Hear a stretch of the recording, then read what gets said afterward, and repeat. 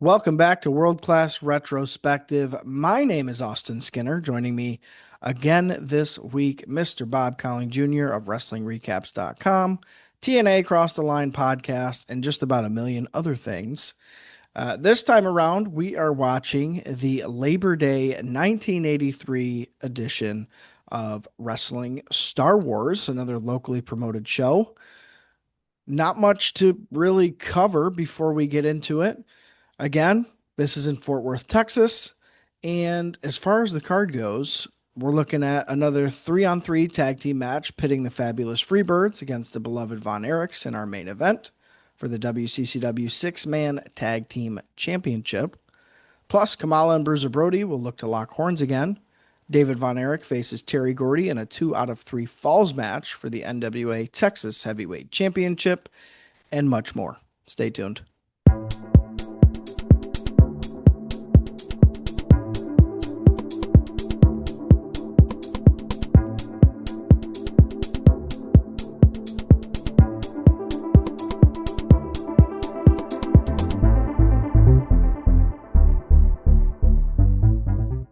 All right, guys, happy Friday. Welcome back in. Bob, it is great to have you back for some more classic 1983 wrestling.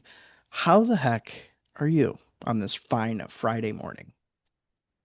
I am great. I'm glad to continually get booked on the show, and I'm starting to think that at minimum here, I'm a number one contender for the Texas Championship at this point, being consistently booked on this program. Yeah, you're definitely sliding your way in there because I'll tell you, as far as guests on the show, you're kind of my go-to. Because I think if I were to try to ask anybody else I know, they'd probably give me a really dirty look and maybe never talk to me again. Well, I'm on the verge of that, but I think that what could end up happening here is that I'm going to end up replacing you as the Ah, host because I will tell you right now, I have gotten uh, realistically zero emails, but I was going to say dozens upon dozens of emails calling for the resignation of Austin Skinner on this podcast, and they have been saying, Bob, every time you're on the show, you could just give great analysis of barefoot wrestlers. Your love for Kamala oozes through the computer screen. right.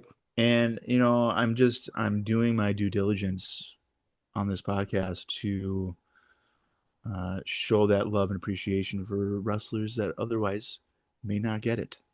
It's funny you bring that up because I feel like this year, 1983 wise, we've had you on maybe more times than 1982, and our viewership seems to have fallen off a cliff. So I'm not sure your analysis, as you put it, is really correlating together. Right. Um, So you're probably shadow banned. uh, And typically what happens when you get shadow banned is when you have really attractive people on channels. They YouTube, I guess, don't like attractive individuals. right, And right, unfortunately for us, there's only two of us. So when you have someone as handsome as me, um, and then you're kind of weighing me down. But like the right. way that this like on the screen right now, everybody is focused on me, not just because I'm talking, but rather because of just my face is just so glaringly just Visually better. appearing. Yeah, Yeah, yeah. like it's just Visually substantially better. appealing. Like they're Yeah, looking at this beard and they're just like, "Whoa, right. Bruiser Brody's on my screen," and it's no, it's me, it's Bob. Like it's not Bruiser Brody. So probably what's going on is that YouTube is just like, if this channel gets too big, we won't have enough money to spread around to other creators. Right, So it's better that we just kind of shove it in the back. right. And these, I Maybe they'll mean, go away. right, but then they're also like, we know they're not going to go away because there's literally nobody else doing world class championship wrestling from 1983 consistently on a week to week basis. So they're also doing probably you a favor because they're probably thinking that this man is crazy, Yeah, and if we give him any money and recognition, what could possibly happen to his ego? right. And So let's be there's some honest. factors here. There's some factors. Yeah, well, and not only that, let's be honest, these videos will probably be replaced by AI versions of us down the road anyway. So, I can't confirm or deny that you're not talking to the actual Bob as we speak. right. So, Is he on the couch right now watching WWF Metal 2001 for WrestlingRecaps.com? I there's a can't good confirm or chance. deny. Yeah. Yeah, I can't confirm or deny that. I don't know if he has an app on his computer that is having someone just here talking about it. There I cannot confirm or deny that. yeah, there very well could be, but I tell you what I can confirm, Bob. I can confirm that this is episode 85 of World Class Retrospective. And today, as I mentioned at the top, we are watching the Labor Day Star Wars card promoted locally there in Fort Worth, Texas. Hey, it's a holiday. People had nothing to do. We'll book a wrestling card. People will come. What else you going to do? So I think that's what kind of happened here. Um, Bob, I feel like you really enjoyed our Independence Day Star Wars card. I mean, you were all about Kamala Brody. And I think there was even a couple of other things that you were pleasantly surprised with. Are you kind of looking forward to this one? Well, I'm always looking forward to these, and that's not because you're one of my good friends. I very seldomly ever watch wrestling footage that I've never seen Right. ever, and any of this world class stuff I've just never seen it. Never, it's never in passing. It's not on my to do list because that's your thing. So like, I'm not gonna do the same thing that you're doing. Right. Um, so yeah, no, I look forward to this all the time. I had purposely avoided asking you what card that I'm watching because I like to just kind of find out as we go because like I don't want to look up the results. Like I don't know who's Right. won any of Right. this stuff. But as you mentioned, like Kamala and Brody, I mean, they are two monsters that have translated well on what we're watching. And I know on one of these videos here, I can't remember. Is it Buddy Roberts? Buddy Roberts, yeah. Okay, so I can see he's got the headgear on. Like I'm probably gonna enjoy. Yeah. I'm gonna enjoy that. And then one of these Von Erichs on the side here, it looks like it's like Tracy Smothers, and I know it's not Tracy Smothers. It's like David or something. Okay. But you can't Yeah. tell me that. Look, it kind of looks from the side profile here. It kind of looks like. Well, regardless, I'm glad to have you on, and it is always cool to show you something that you've never seen because that's kind of a hard feat to do because you've seen Yeah, fucking everything.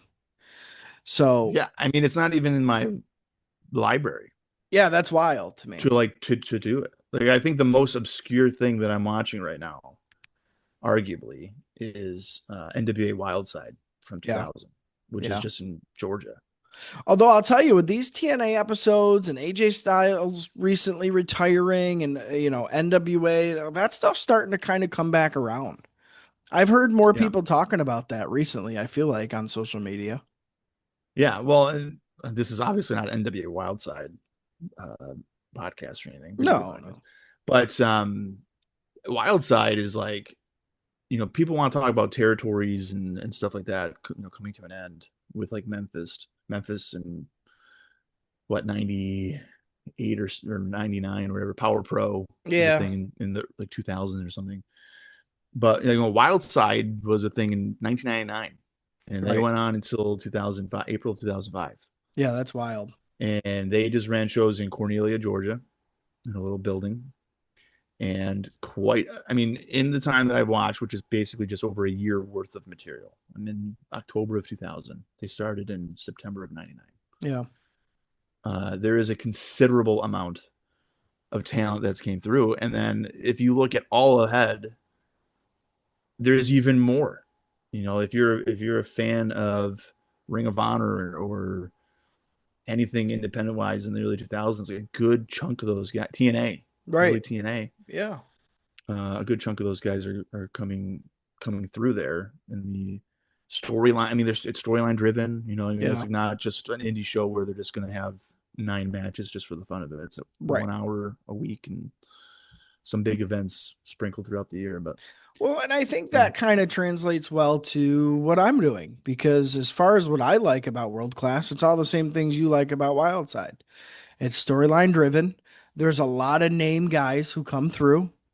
well, it's just like Uh, Smoky Mountain. yeah, it's I same would, I building would, every week.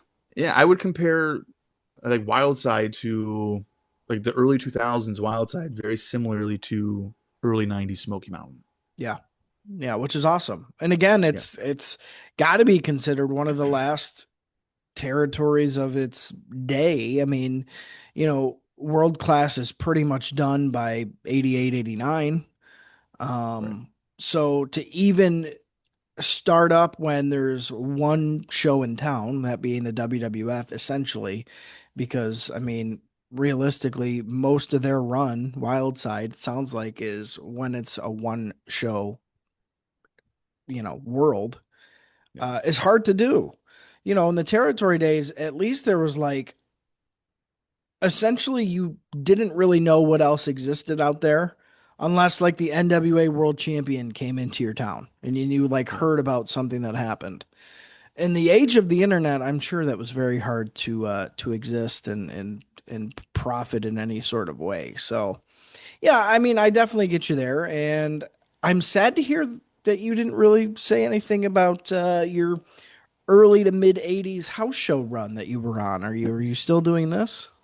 I am. I am still. I'm in. I don't know where I was last time I was on, but I am in I was 1985. gonna say you were in '84 when we talked last. Okay, so I'm in. Where am I at? October of 1985, and I'm really. I mean, I'm partially getting a bug to like jump around Yeah, and be like, yeah, hey, this is fun, but like, I really want to watch the show June of '86 or something. right. Because quite frankly, some of these matches are just tough to sit through. 11 minutes of Mike Sharp or something. Yeah, oh yeah. It's kind of a difficult thing, but for the context of like understanding the progression of how guys kind of got over is appealing to me, and that's Absolutely. kind of prevailing. Because before, I mean, I would do that. I would just watch like a random house show from 1990 and then pop in one from 1988 right afterwards. You Right. don't have like necessarily the complete context to it. And nor do you really need it anyway. I mean, it's No, a you house don't. show. Yeah. Yeah, you really don't. But it's just Um, interesting to see like, Sal Balamo yeah. is like he's hated in Philadelphia. Yeah. I'm pretty sure like I think it's Philadelphia. He's just hated. But then and he's a good guy. And Right. he's hated there. But then you go to New York and they're like, "Hey, Sal's here." And This is our guy.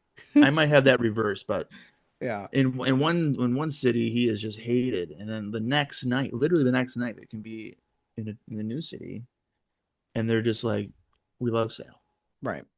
and it's like, what do you mean? Territory wrestling, man.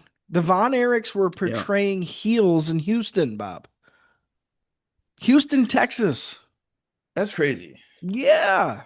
That's just like that's nuts. It's Right. so weird to me how in the early mid '80s the different audiences Yeah. are just so drastic because like it's not in the Monday Night Wars. Like if Stone Cold is in, Tupelo, Mississippi, Right. and the fans are like cheering him, and then the next week he's in the Garden and they're booing Right. him. The WWE is not going to suddenly be like, "Oh shit, he's going." You know what I mean? Yeah, it is Like, weird. It's like little islands. And yeah, whatever happens off of that island, we don't talk about, we don't know. Yeah, it's wild. It's wild, but it's a fun time to cover, and I'm glad that you are still knee deep in the '80s wrestling scene because honestly, it's about all I watch these days. So, with that said, Bob, again, it's good to have you on. Shall we go over our match card for this Labor Day Star Wars? hit me with it. Okay. Well, as far as total matches, we have 8 reported on the card. Today, for this episode, we'll only be able to watch 4 of those, as I couldn't find the rest of the footage to save my life. So I'm glad we have at least a little bit because, again, as we've talked about on my weekly show, Finding anything from Fort Worth is very difficult, and usually the stuff that you do find is from people's literal home videotapes that they recorded at the time that they've converted digitally somehow. Um, which usually means, the quality's not great and that sort of thing. It's, choppy footage, you don't get everything, and that's definitely the case here. But with I'm that caveat out of the way, I mean, not a big deal, right? Yeah, and I'm waiting for the grand reveal one of these days of like somebody having every single Monday night Memphis Man, big event show just hanging out in their attic. And they're like, "Oh, I dude. didn't I didn't know people wanted these." And it's like, Yeah. you son of a bitch." Yeah.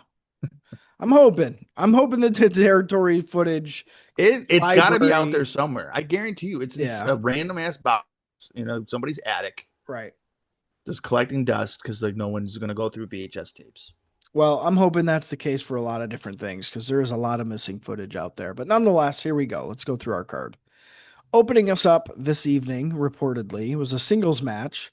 Johnny Mantel versus the Mongol. And remember, last one you watched with us, Bob, you seem to like the Mongol a lot. He's the big hairy guy. We won't be seeing him, unfortunately, in The big action. hairy guy. Yeah, he's managed by Skandor Akbar. He's got kind of like the white hairy vest and the weird hair. The Mongol. You seem to like him. I do remember the name. I don't. Okay, Yeah. I'll take your word for it. It sounds like I would like somebody that's so unique looking. Yeah. So he was in our opening contest. The second match of the evening, another singles match. Mr. Ebony, who is a masked guy, part of Devastation Inc., as well as the Mongol. Mr. Ebony was taking on Gentleman Chris Adams.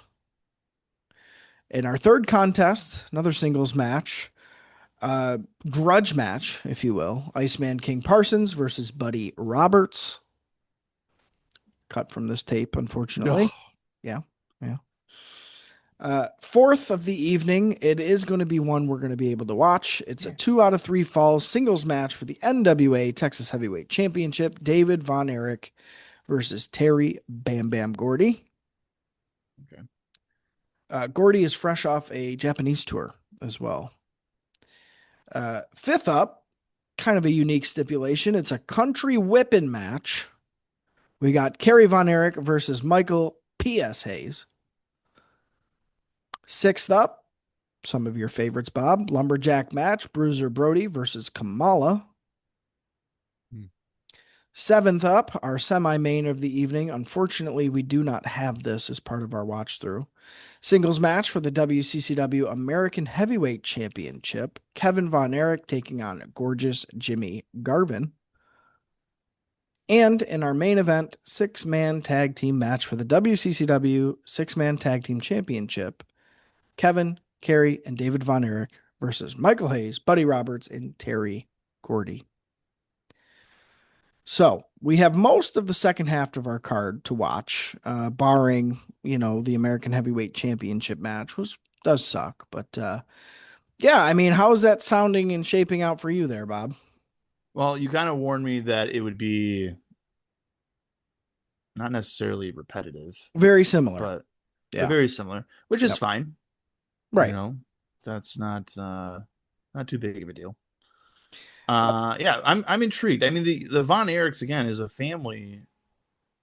I mean, the only thing I've ever known prior to this, for that whole family is mostly just Texas tornado stuff.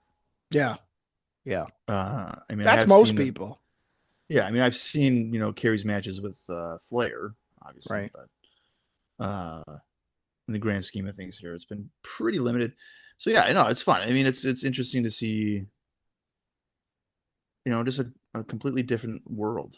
Yeah. No Yeah. matter if it's the same matches. I mean, these angles must be productive that they can go back to it. Consecutive shows. Yeah, absolutely. It's widely considered 83, 84 to be kind of the peak of world-class pandemonium, if you will. No, and that would check out because I mean, by 85, WWF is really kind of steamrolling here. So Yep. So, yeah, that's what we have shaping up this week. Just a heads up for you guys. We will be watching on YouTube, just like we did for the last Star Wars. And the matches aren't going to necessarily be watched in order. That's just the way these videos have been compiled together on there. So I do apologize for that, but we are going to be watching probably our Kamala Bruiser Brody match first because it's a standalone video. And then we have a larger video with the rest of the matches that we'll be watching. So just keep that in mind. It's not in card order, unfortunately. But like I said, I'm not going to complain because, again, at least we have some footage from this card. So, yeah, I mean, I'm ready to jump in here, Bob. Should we get our videos loaded up? Yeah, I'm all loaded up and ready to go. All right, let me jump in here as well with you. I am going to get mine going because I did not have them open on tabs, which I should have. All right. All right. So just so you guys know, if you're going to watch along with us or you want to watch it in the future, because I'll have it on the screen. But this video, the version we're watching is uploaded by the Texas Wrestling Channel. Title is Bruiser Brody versus Kamala, WCCW 1983. And this is indeed the actual one from our Labor Day show. So if you want to, you can queue it up or just watch right here in the middle of the screen with us. That's just as easy. All right, Bob, I am ready to hit play here when you are. Let's count it down. Are you ready? Yep. All right. 3, 2, 1, play.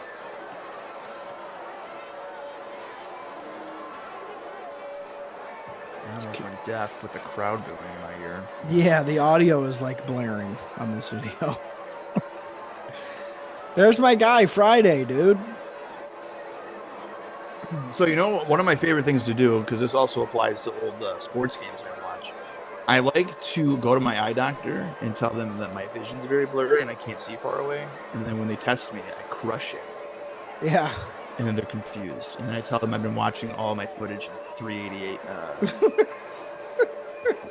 360p. 360p. Yeah. Yeah, no shit, man. You ain't kidding on that for sure. But hey, you know what? For VHS copy, this is decent quality, I thought. This is fine. Yeah. I've watched WWF fan cams with a shaky screen for 2.5 hours. This is nothing. Oh, God.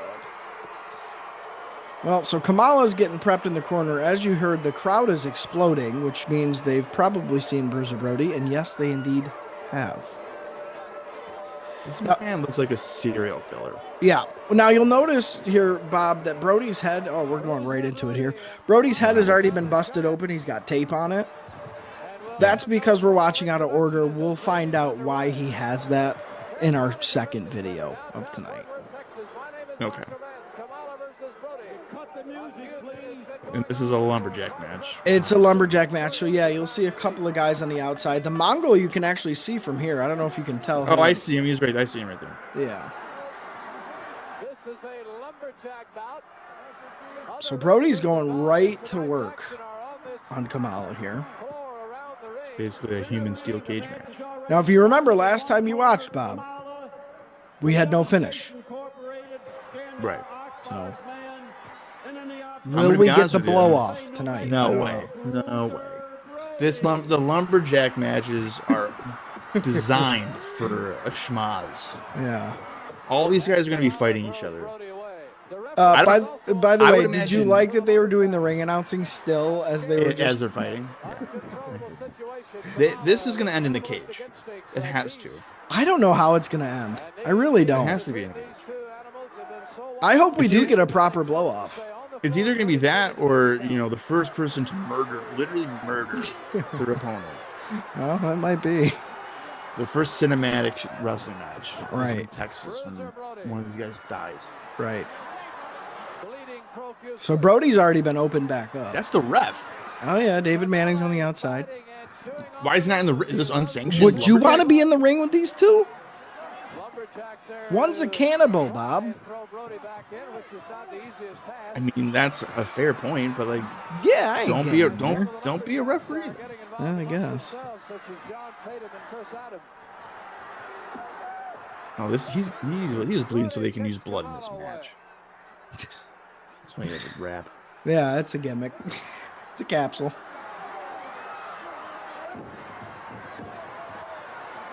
Kamala's so good, and I don't care that he's like skill-wise is very low.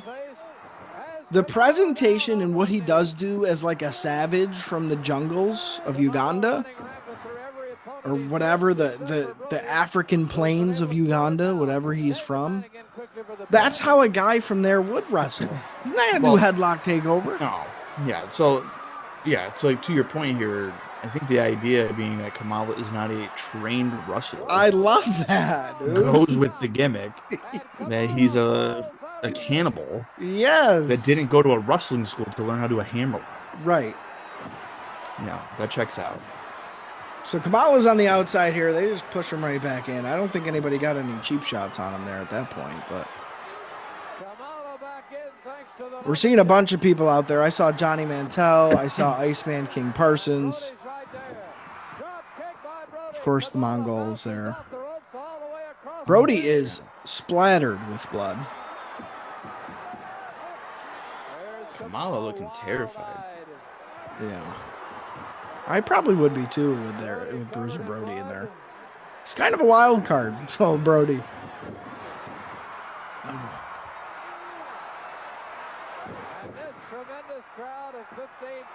Think of it, Kamala's kind of got it made. He doesn't even really need to work out. No, he doesn't. You know what I mean? Watching this match right here, and really in 80s wrestling in general, I mean, this audience is going nuts for overhand strikes. They love this shit, dude. Love it. Yeah, overhand strikes. Nowadays, you're tough to get a reaction on a double springboard 450 through a table on the floor. That's tough to get a reaction. They're doing that on Wednesday nights. Right. For TV that nobody even watches. You know what I mean? And this guy's choking him on the mat, and they're like, oh my God, he's going to be dead. But meanwhile, you can get a cinder block and smash it over somebody's skull, and not only like kick out at 2, but then he'll win the match. That's very, very true and a very funny comparison. Yes. But this is the wrestling I enjoy. I agree. I think the simpler, the better. I think keep it simple so that it's easily understandable by everybody in that crowd. Right. So like right there, he just bit his forehead because he is a cannibal. The blood, he likes that. Right. Basic storytelling. Yeah. Getting the gimmick over. Right.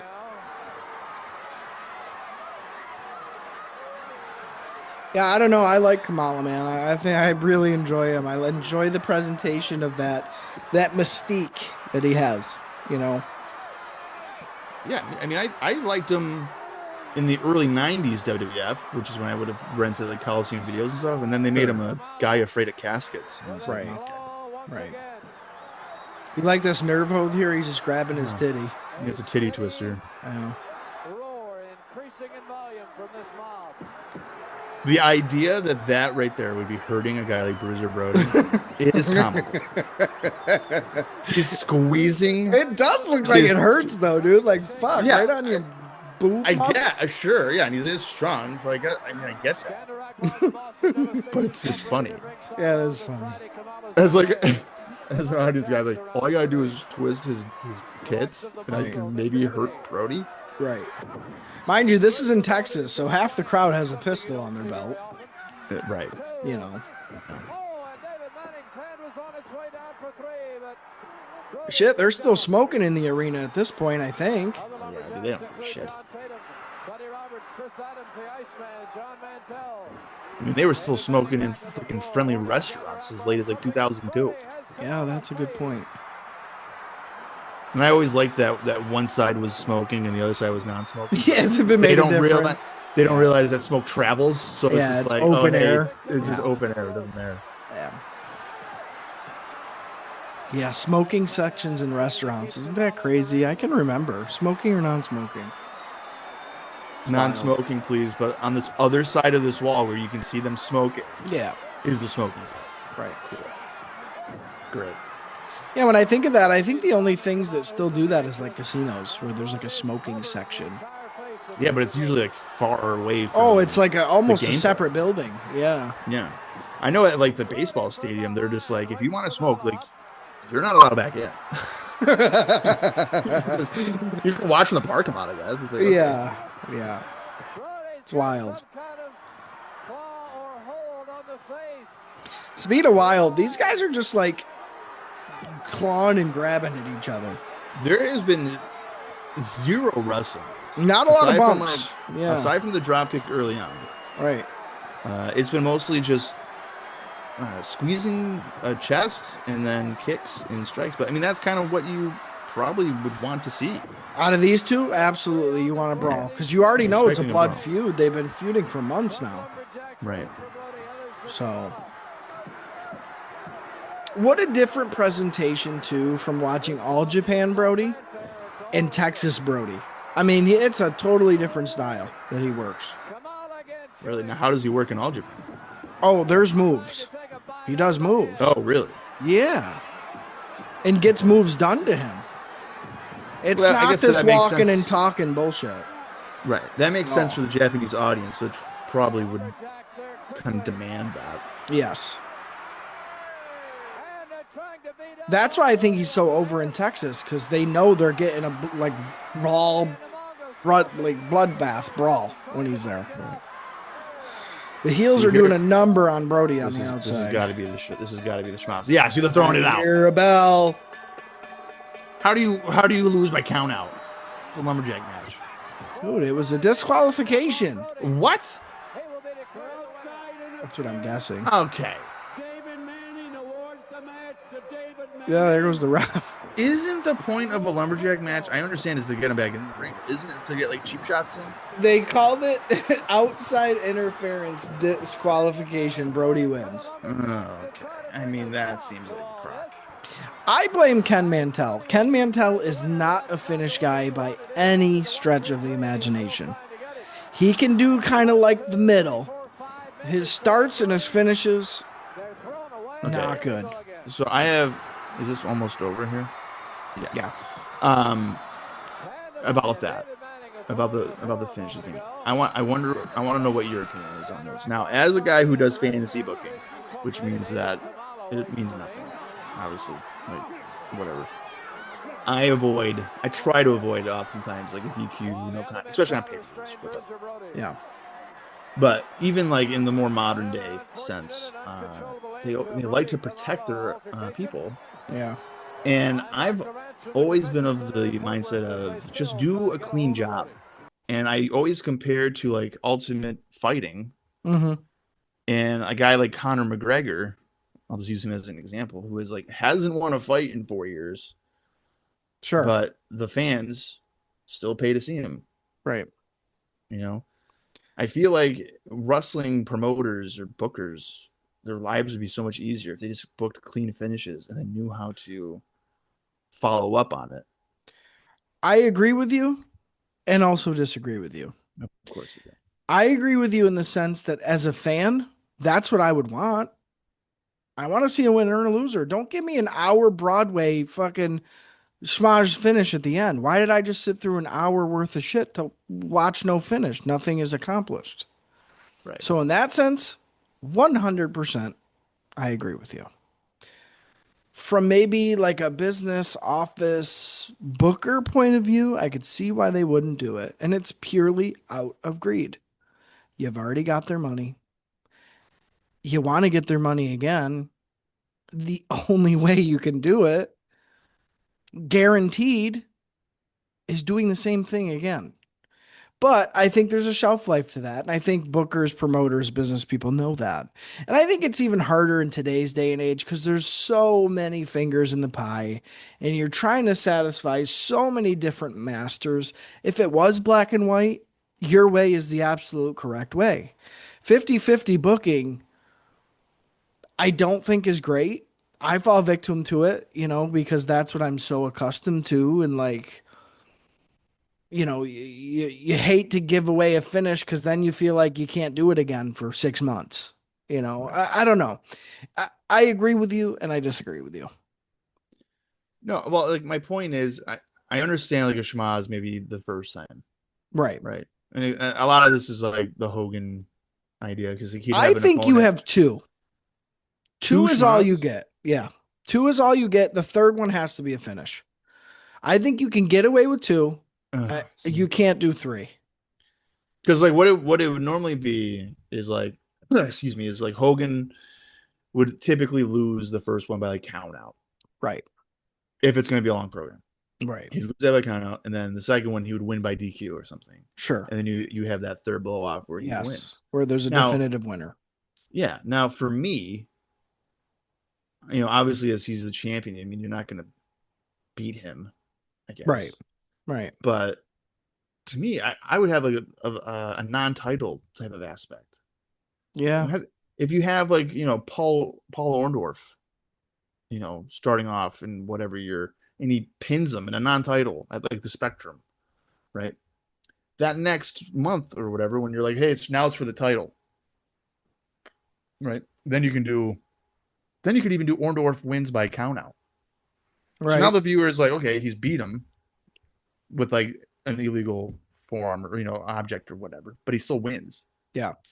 So then it casts doubt, like, oh, can Hogan win in the final, and have it be like a stip or something, and then Hogan wins. Right. So you got three of them, and you're probably building your audience because the anticipation of like, oh, he might lose the title, or like we want to see him beat up this guy. Right. I feel like when there's like, in my viewing experience, when there's schmozzes like that, I don't really care about. I don't get to a point where it's like I want to see the blow off. Well, I think that your example you just gave would work perfectly. I think where people get stuck is like, oh, well, if we say it's non-title, fans are automatically going to assume that Paul Orndorff isn't going to win. And then are you going to sell less tickets? They know that it's not for the title, AKA it's not important. And they know that, whatever. You could just do like a tag match then and have them beat them in the tag match. Absolutely. Yeah, and absolutely. And then you do the count out thing, and then you do your blow off. Yeah.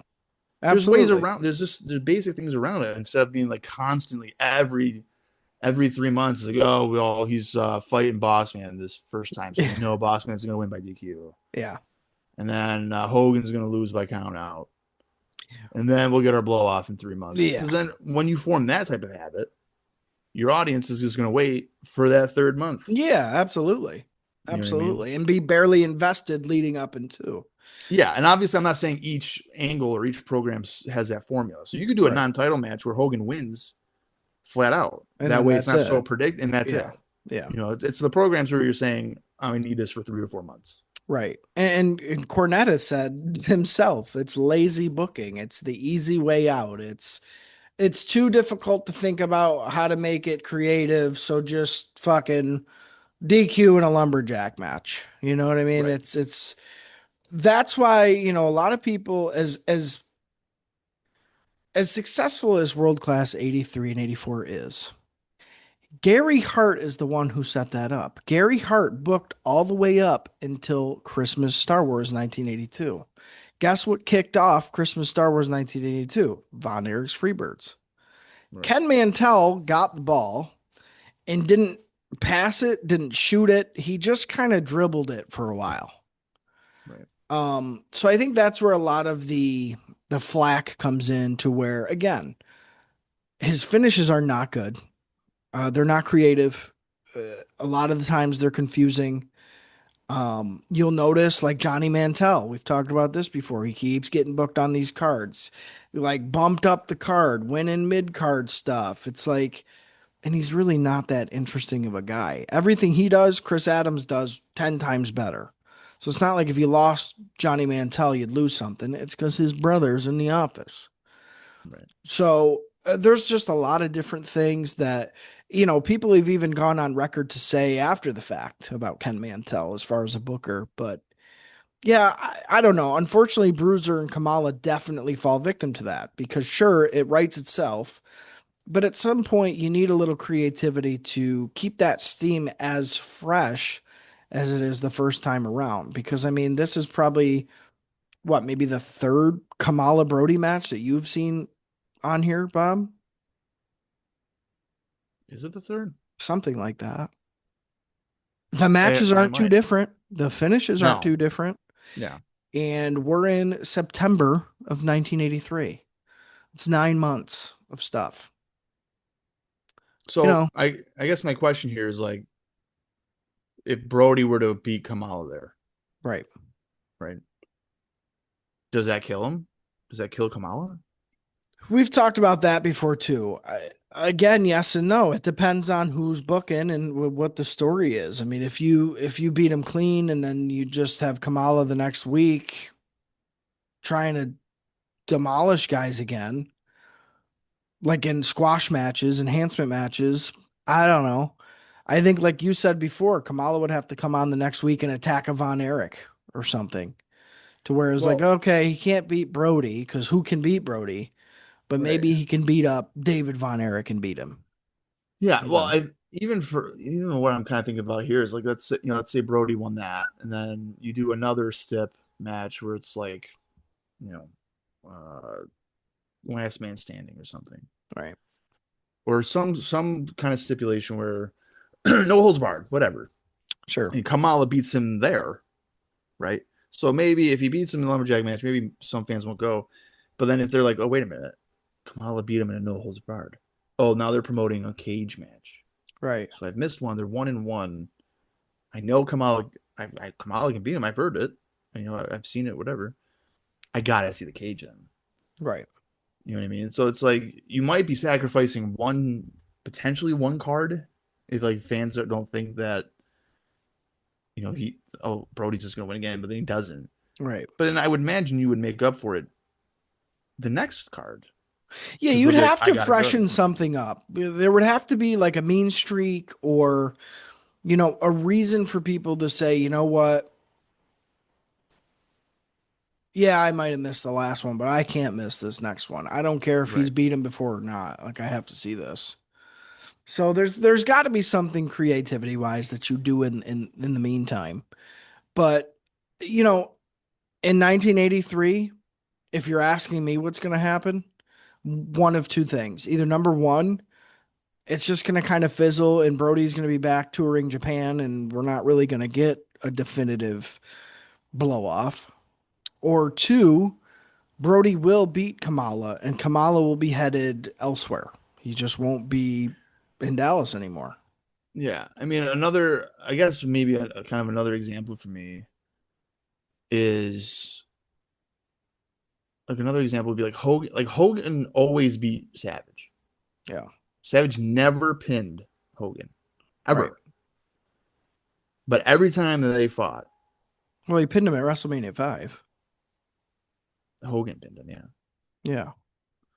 Oh, But I'm you're saying saying Savage never beat Hogan. Savage has never beaten Okay. Hogan. Yeah. Hogan routine. I mean, Hogan would beat him on the house shows. Yeah. Like it didn't Yeah. matter. Like he'd pin him. Yeah. Um, but it never. And even as a kid, I knew it. Like in 1998, they'd be fighting on Nitro, and I'd be like, Yeah. "This guy Savage There's never yeah. wins, ever." But I'm Yeah. still watching it Right. because it's just that impact. Like that guy, Yeah. it's Savage. I think a tried and true talent like that is a little different. It's there's a loyalty there. Right. In a case of Kamala, who's really started with the promotion halfway through this year, roughly, he's not getting that same loyalty. If he loses, the bloom is not completely off the rose, but significantly. And that's just the era of territory wrestling where a guy does a stint and then he's on to the next territory and does a stint and he's on to the next territory. That's just how it is. I mean, the Kamala story is relatively the same throughout his territory days. I mean, he comes in, he's fighting the main guys, blood feud, gets beat, and then he's on to the next one. And I think Right. that's partly due with, to the gimmick. The gimmick itself kind of paints you in a box. But I think also part of that is that's what fans are expecting to see at the end of the day. They want the monster Slade to never be seen or heard from again. And Yeah. that's 80s wrestling, I think. So, yeah, it's just things weren't as complex, it was cut and dry. That's what you got. And guys didn't stick around. There really wasn't too much loyalty unless you're talking of like the overarching, are you AWA, NWA, or WWF kind of thing. Yeah. But yeah, I don't know. In the meantime, Bob, what do you think I gave that brawl in lumberjack match as far as a rating? I mean, it was just really. I mean, there wasn't much to it. I'll say two. I did 2.5. You know, Brody Okay. being busted open, the crowd being super hot for this. Be brawling is what you want out of this, and that's what they delivered. So yeah, I mean, I gave it 2.5 stars. So All right. that was that video. Going into our next one, guys, if you're going to be watching separately or with us, either way, it is uploaded by CK Wrestling. And this is the Von Erichs versus the Freebirds dash Labor Day Star Wars highlights in parentheses WCCW, comma 9/5/83 is our video title. Bob, do you have that loaded up? You know I do. All right, guys, we're going to go ahead and play this again. Keep in mind, we are watching out of order. So take it for what you will. I'll count us down. 3, 2, 1, play. So starting us off with this video, we're getting that country whipping match, baby. And what exactly is this? So you'll see here, essentially what it is both men have leather belts, and that is the only weapon that's legal. Leather belts. It's like a strap. Well, strap, but you're not attached. You're not attached, no.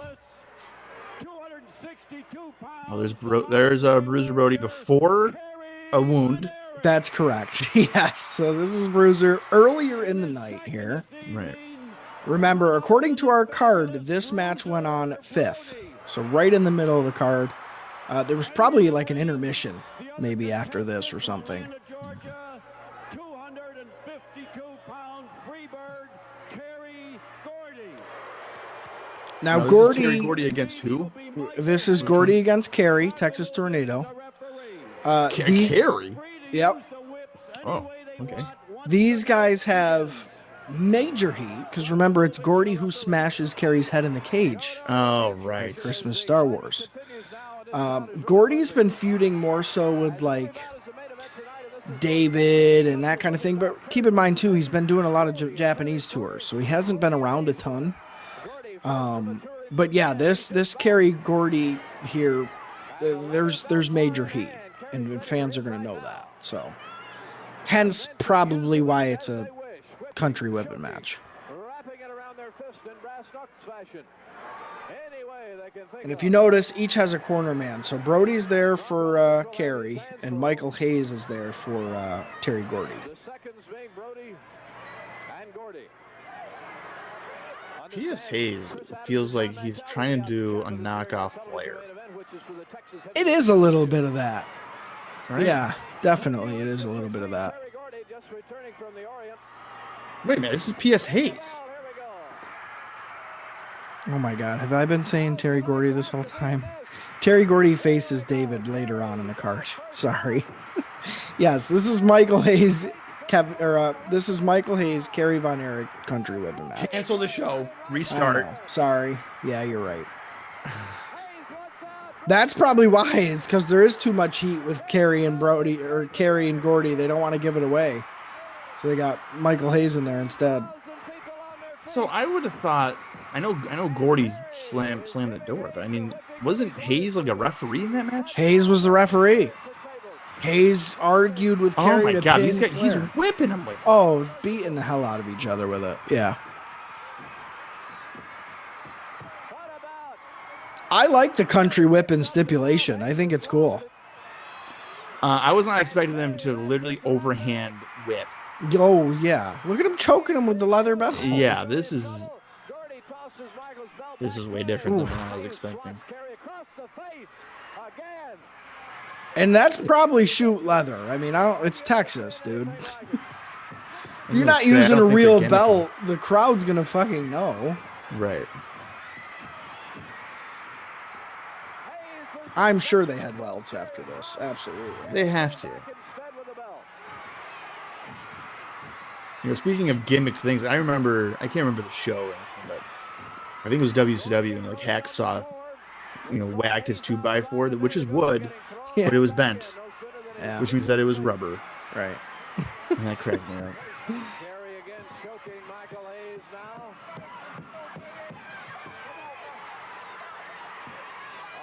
Jeez, I can't believe I was saying it was Terry Gordy versus Kerry this whole time. So these guys just have cornermen for what purpose? Just being Because there? they know people are going to run in and they're trying to prevent it. I mean, let's be honest here. Let's call a spade a spade. We know what the deal is with these guys. Well, I mean, I also thought maybe it'd be like to throw a towel in or something, but I don't see anybody with towels. Yeah, I don't think it's so much that. I think it's literally to like watch the match and make sure that no bullshit goes on. This one on 5th. This crowd is going nuts for it. Yeah. Yep, this was 5th. Kerry's probably their biggest baby face, really. Really? Yeah, I would say so. And Michael Hayes might be the biggest heel. I mean, maybe Terry Gordy could be considered a bigger heel, but I don't think so because Michael Hayes is always the one talking shit. Right. What is our main event again? Freebirds Von Erichs. 3-on-3. So these guys are doing double duty. They're doing double duty. Oh, okay. Huh. That's weird. Yeah. That's Every really single Freebird in Von Erich is doing double duty. Matter of Yeah, fact. so they're doing like one-on-ones or whatever, and then Buddy's got Iceman King Parsons, the 3rd match. Right. Dave's got Terry Gordy in the 4th match. Kerry and Michael Hayes here. And then Kevin's got Gorgeous Jimmy in the 7th match. So yeah, each man is doing 2 matches tonight. So at least it's fair. You know, they'll be equally fatigued. I mean, Kevin's in a championship match, but these guys are in a country whipping match, so.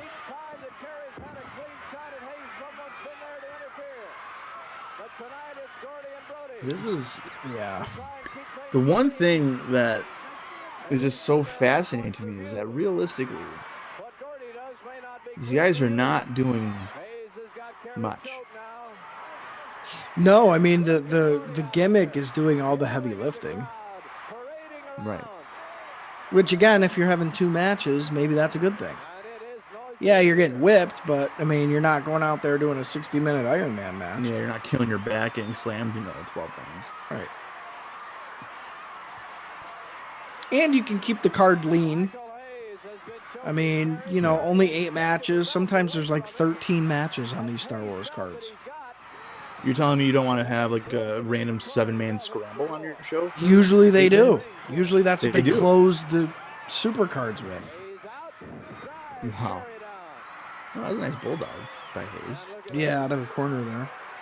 I'm not really sure how much damage that's going to do to Kerry. Well, but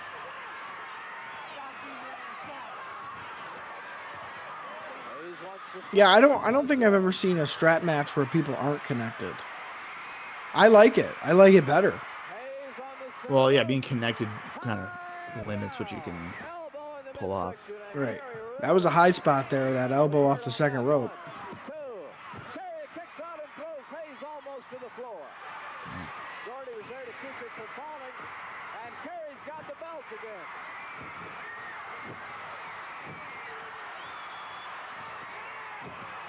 He's whipping him with it, dude. There better not be a DQ in this.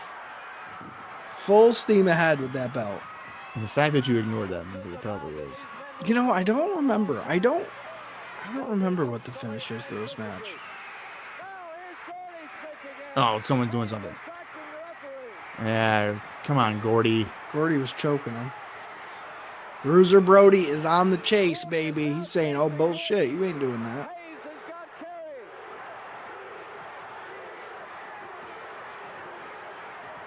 Oh, they clotheslined him with the belt. Is that it? 1, 2. He came off the 2 count, but he was still counting. Wait, so he won? That's but he it. came off on the 2. No, that's it, brother. That's a 3 count. Oh, I bet you the ref was like, fuck that. I'm just counting 3. I'm not Well, doing look, this. it's Bronco Lubitsch. You don't count. Yeah. You don't give a fuck. Right. You're lucky that he went down to use his hand. Come on, that was a pretty clean finish. Yeah, I mean, there was a finish. Well, and listen, hey, Gordy interfered, so Bruiser interfered. It's equal. So here's the thing. I don't hate that because you do Right. get a finish. Right. You get a finish. Yeah. And if anything, so Oh, here they're this is where jumping you, him. and this is where you get the heat back. So the baby faces Right. technically cheated to win, but then the heels beat them down. Of course. So then you're like, God damn it, I want the heels to get beat up again. Right. And that sets Everything- us up for our main event. That is what the post match is for. Is you get the heat back. Yeah. Oh, you lost the match. Well, okay. Well, I'm gonna spike pile drive you on the concrete floor. I'll see you next month. And then that's what you do. It's like, okay. Because in wrestling audience, when something like that happens, you forgot they won. Right. Right. Like, oh, yeah, he won the match. You Well, he's got definitely his skull forget. caved in. Yeah, Yeah. he's got his skull caved in. So now I'm pissed again. Right. So they're focusing on Brody here. Kerry just got taken out. He bounced off the front row chairs. What the hell is that? This is called the Oriental Spike, which is something that Gordy's been doing lately on TV just because he's back from Japan. It's like this move he was taught by a master Fushi who fucking... It's a gimmick, you know. It's you know. But it's deadly. You know, people can't breathe. They're thrashing around. It's like a blinding mist. Yeah, it's a gimmick. So, but Bruiser Brody got the belt to him a couple times, and Michael Hayes was punching him with the buckle of the belt, which hence why he was busted open for his match with Kamala later in the evening. So we get that backstory here.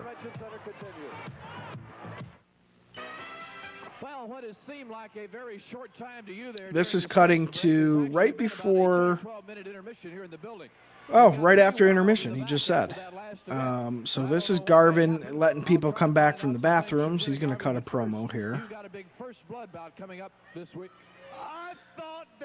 They're talking about some local shows that are being promoted. Like this First Blood tag team match he's talking about here, I guess, is happening on the following Monday, which I don't know where they are or what they're doing, but there's a tag team First Blood match somewhere, so he's promoting. That's crazy.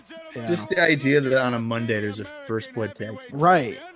In some random town in Texas, you know. Yeah. Hey Bob, what are you doing tonight on a Monday night? I got this First Blood tag team match. I'm gonna go watch. Well, and mind you, those are the ones that are at like the high school gymnasium and shit. Yeah, right. You know. Yeah. Brother Michael and gorgeous Jimmy Garvin, the best looking man in the world today, are gonna be going against. I love Jimmy Garvin. I want Jimmy Garvin in 2026. Somebody be gorgeous Jimmy Garvin in 2026, please. The sequence freaking tux, the bow tie, the hair, the gorgeous moniker. Dude, literally steal it word for word and just be gorgeous whoever you are. I feel like it would stand out. Yeah, dude, and it works. It pisses people off. Well, from the attire standpoint, is Dustin Divine. Sure. And he has the mirror and everything. Like, Sure. That's like the type of gimmick you do. Sure. Yeah, I don't know. I love it. I love Jimmy Garvin. I can't say enough good about Jimmy Garvin in 83. As a singles guy, not part of the Freebirds, but loosely associated with his valet. Dude, it's so good. So good. Have you seen any of the David Von Erich, Jimmy Garvin stuff that have kind of popped up recently on my channel or no? No, I don't think so. You need to go back and watch those vignettes and those featurettes that they do between those guys because they are awesome. Are they like is it standalone from like a episode? Yeah, they're the footage I splice in any featurettes that are always provided, but yeah, it's like I don't know if we talked about this last time, but essentially Garvin lost to David Von Erich, and the stipulation was that if he lost, he'd have to go out on the ranch and do chores. Right. So they spent a whole day filming Garvin doing all these different chores on the ranch. And it was so popular. It was such a popular segment. They aired it once. And then a couple weeks later, like so many fans were writing in that they re-aired it again by popular demand. They literally said on air, this has been requested so many times, we're showing it again. Because they like to see Garvin doing chores. And it's such a good, just the way he acts through it and like what he's saying and the arguing back and forth. Dude, it's classic territory wrestling. Definitely worth a watch if you haven't seen it before. Probably my favorite stuff this year so far. Brody's back. He's cleaning house. Oh yeah, he's pissed. There needed to be a trio of Flair, Terry Taylor, and Michael P.S. Hayes. Oh my God. Riots would ensue, I think.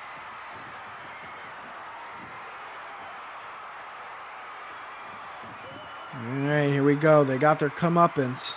And you were saying that Gordy was like super young, right?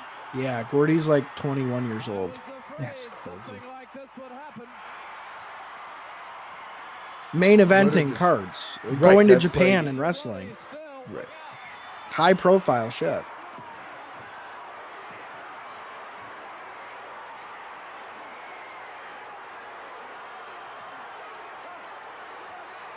Brody would have been a bigger part of the Attitude Era had he been on the straight and narrow. Also alive. Or I'm sorry, not Brody. Gordy. Isn't Gordy's? When does he pass away? Not until the early 2000s, I think. Really? Yeah. Let me look it up. Monday night in Fort Worth. Well, there you go. There you go. Yeah, 01, Terry Gordy died. Wow. Brody probably would have retired by 90. I don't see him going into the 1990s, really. Because by then, All Japan was changing. American wrestling was different. He was from a bygone era. I don't see Brody doing much beyond 1990. I can see Bruiser Brody in IWA Mid-South wrestling in front of 11 fans No against the Necro fucking Butcher. No way. For the Texas Heavyweight No title. way. Best 2 out of 3 falls. All right, here's our 2 out of 3 falls. Finally, Terry Gordy's in action. I've been saying that he's in action the last 20 minutes, but no, this is his actual match. What do you think I gave the country whipping match, Bob? As far as stars. See, now I would give that like 2.5. That's what I did. Yeah. Okay. Kerry and Michael Hayes got 2.5 for that one. This right here is technically our 4th match of the evening, so the match prior to the one we just saw. And again, this is for that NWA Texas Heavyweight Championship. That's kind of like the mid-card belt here in Dallas.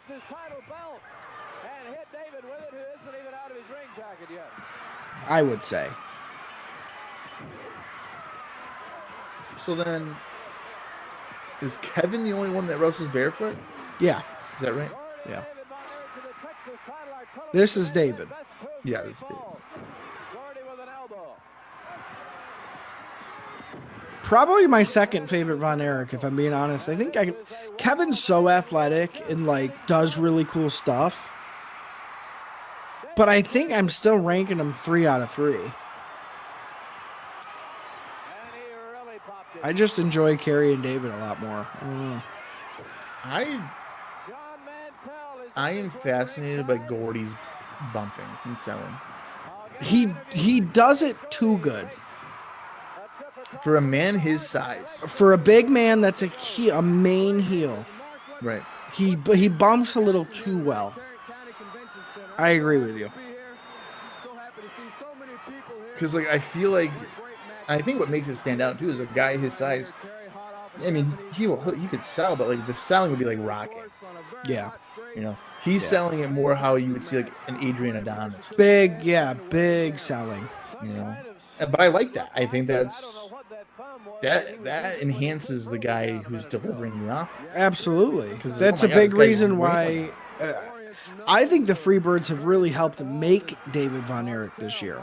He's really broken out as like he went from, hey, Dave's back, he was in Florida, let's see what he does, to like, Dave's an integral part of this show.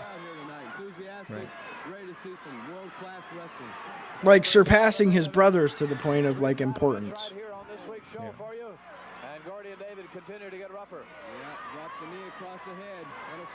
Essentially the way it went was, you know, Kevin's the oldest.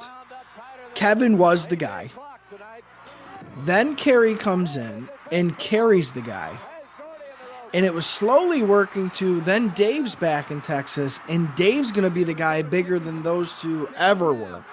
Because the NWA were lining him up to be that guy. David Flair. Not David Flair. David Von Erich. My God. David Von Erich against Flair. Yeah. Could you imagine David Flair? Oh, my God. But no, yeah, that's essentially the way it was going to go. That blows my mind because I feel like Kerry's got the look. I was just going to say, I mean, maybe in the NWA sense, David's Yeah. probably a better worker. That's why. He's Kerry got the look. Kerry fits that WWF mold. Yes, he's got the look, he's got the charisma, but Dave's got the chops. Dave can be a heel in one territory and a babyface in the other, where Kerry really couldn't. Yeah, he'd play a heel in certain territories in Houston, but it was never really truly believable. I mean, he doesn't work as a heel. He fights from underneath. His promos are not a heel because his promos are horrible. So he was hard to buy into, to where you need somebody that can be a chameleon to whatever territory you're shipping him off to. And Dave could have been that guy, because Dave was working spoiled rich kid Texas heel in Florida and getting over. And in Texas, he's a superhero. So I just think in the NWA's eyes, Dave was just more rounded. It was a safer bet that he could get done what needed to get done. Plus, Dave was going over to Japan a lot, to where Kerry and Kevin kind of weren't.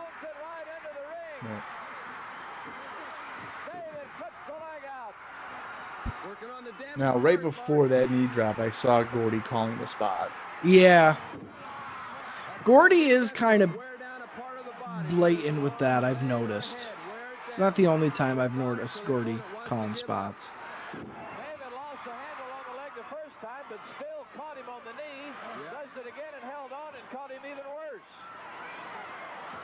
David Flair, what the fuck? Yeah, not David Flair, thank you. Listen, I'm not going to sit here and insult David Flair. Okay, that guy landed Stacy Keibler for a couple of years. I like that he and Rick are like arguing over who can use the Flair name. Isn't that crazy? It's insane. For like a recycling company or something? Yeah, like not even wrestling related. It's nothing to do with it. No, nothing. And then, of course, a few days later, Rick goes on Twitter and he's like, I overreacted. Yeah. Sorry. I know. Rick's got to go off the grid. Rick's got to go into retirement and just be done. There again, same thing, Mark, applying pressure to the knee and the ankle. Yeah, see, this is a blatant spot calling right here. Yeah. Which, again, think of it from their perspective. Hey, dude, this is a local show. Are they even filming? Who knows? Probably not. Whatever. These fans don't know what we're doing. One of my favorite things is when like the commentators will see that and they're like, oh, there they are, just talking trash to each other. Yeah. But meanwhile, it's like hip toss. I'm gonna get up. I'm gonna elbow drop you. You're gonna move. Yeah, exactly.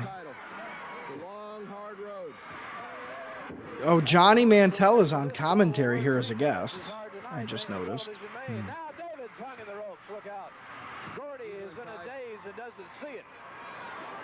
These guys are spent already, and there hasn't even been one fall yet. But Gordy's there now. Gordy's such a big, powerful man, Mark.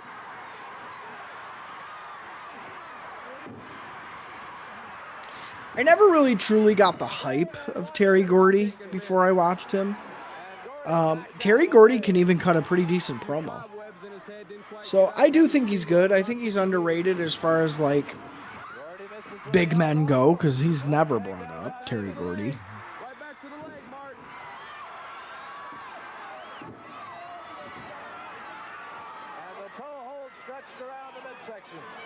Von Erich's rule and Freebirds obey. Okay. I would have wrote drool. instead of obey. David Von Erich yelling at the crowd that he is going to win the belt as he continues to have big Terry Gordy in agony. Gordy reaching around for a handful of hair, and the referee sees it. David working hard on that leg. On our rest hold. I'm at about 24, 15, 16, 17 of this video, so we're about halfway through. Gordy's got a hand in the face, though. Yeah, David let go of the leg. I can't wait to watch like a 2003 random indie show, and I'm just gonna be so shocked by the difference in the style. Yeah, well, geez. I just watched the 2009 Super J Cup yesterday. So this is like the reverse, probably.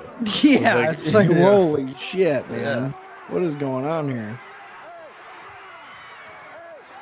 But everything's in context. I mean, I rated some 2009 Super J Cup matches 2.5 stars. I've rated some of these matches 2.5 stars. Right. If you were to put them up against each other, Super J Cup's looking like a fucking 12-star match. So it's all, it's all, first of all, It's all in the moment. it's all a matter of preference, first of all. Exactly.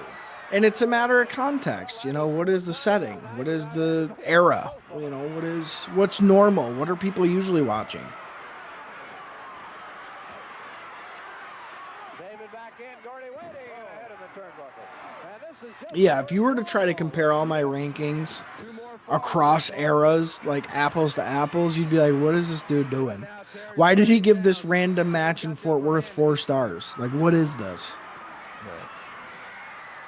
Gordy strong. Body slam. Yeah, I get that. Oof. From the shoulder with that body slam. A kick in the middle of the back.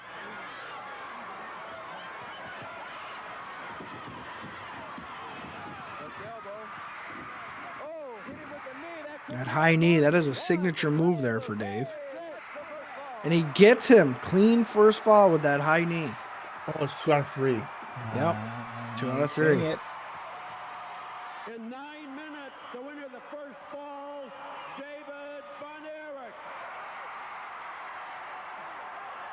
David Von Erich with a Surprised he gets Gordy with that. I'm surprised it wasn't the claw or something. Thank you, Mark. I enjoyed it. What a great fall. Congratulations. Well, to David. what's his primary finish? The claw.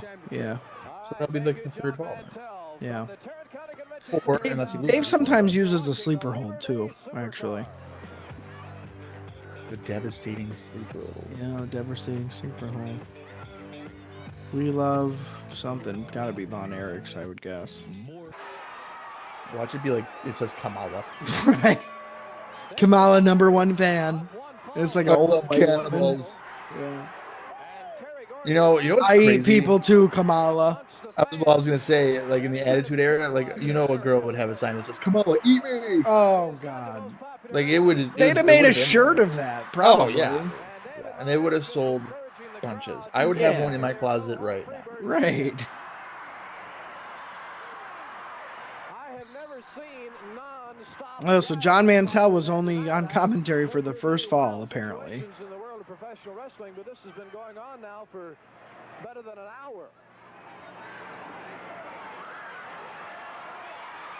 He's threatening the claw, dude. He's like, listen, I'll show you a second fall, buddy. All of the events are going to be taped tonight, and as Saturday Night Wrestling goes to 2 hours beginning next week, you'll be able to see the other exciting main events in front of this mob. Either there are gunshots in my neighborhood or there's fireworks. And they don't sound like fireworks. Somebody was doing fireworks earlier today, too, when, like, the sun was still out, which I thought People was are bored. weird. Yeah. It's like the end of July. Simmering down yet. Gordy dancing around like a professional boxer. But David throws Gordy into the corner. Upside down. Gordy goes up and over into the tree of woe here. And David moves right in to take advantage of the opportunity. If David wins this fall, he is the Texas champion. So Gordy's primarily like working in Japan then? Is that what's going on? Lately, he's been on a tour, so it's been maybe a month or so where seeing him's been real hit or miss. Their Freebirds have been tagged, like they'll tag up with Garvin on TV, or Buddy will be in a singles match, or Buddy will be tagging up with some Devastation Inc. guys. They've kind of been doing some strange bedfellows stuff as far as like different combinations just to get by without Gordy around. Now, Buddy is not actually bald, right? We don't know, dude. We don't know. Is that because He of had the shampoo? cream on him. The cream, yeah. Well, because I'm asking about the Japan thing for Gordy because I know in '84, as I've seen in my house shows, like the Freebirds are there for like a couple months or whatever, and then they kind of screw it up by being late to shows. I've read. Yeah. If I was, I mean, I know you have to like a standard or whatever, but if I was Vince at that point, seeing this type of stuff, I'd been like, guys, like, you're making this tough, but like, stick around because I got like Gordy bumping like that. Yeah. He's making me want to see him against a guy like Hogan. Yeah, absolutely. Absolutely. And P.S. Hayes. You want to see like, P.S. Hayes get Hogan? You want Hogan to beat P.S. Hayes' ass? He seems like the type of guy that you're like, if I get Hogan and Hayes in a cage, yeah, dude, absolutely. Like Hayes is just bloodied and just getting destroyed, or even a guy like Tito Santana. Yeah, like have him go in there against Tito. Yeah, you could be that swarmy heel. Absolutely. Yeah, you could definitely see that. And I'm sure had they stuck around, you would have probably seen that. Right, which makes it even more frustrating. I mean, the Freebirds at this time, 83, 84, are the hottest thing in wrestling. They have to go to the NWA, right? Oh, they're in the NWA. Like Crockett? Yeah. So like in 84, they're in like Georgia. 85 and 6, they're in... Yeah. Absolutely. Well, because that's my next thing I'm going to eventually dive deep into is like NWA in the mid 80s. Now, don't get me wrong. They're mostly in Dallas. Right. Around this time. But they're still working other stuff. Oh, no. Dude, he's got the freaking Oriental spike on him. It looked like it was just his thumb. That's all it is. It is just his thumb? Yeah, it's like the thumb into his neck. There's no object? No, it's his thumb. Yeah. What? He learned it from a kung fu master. When I hear spike, I'm thinking that it's an actual, like they're using think a of the spike. Samoan Is this spike, thumb? dude. It's the same thing. No, at least that was taped up. Yeah.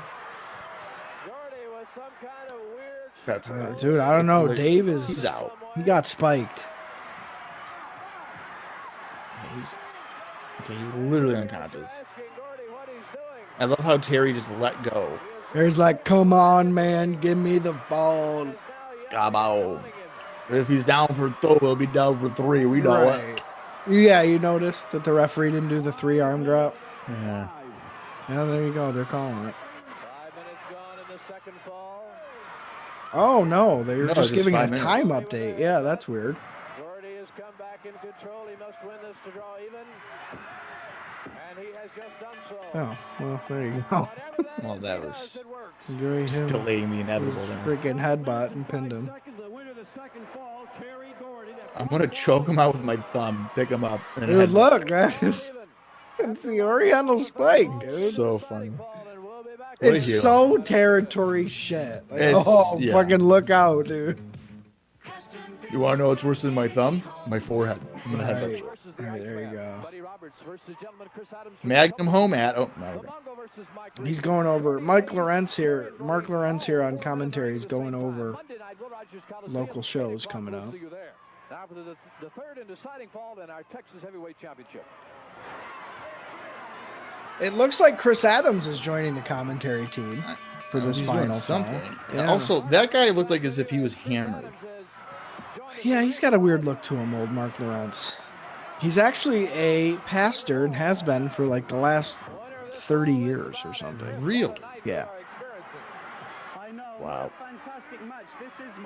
I wonder if he has any like Von Erich stuff in his sermons.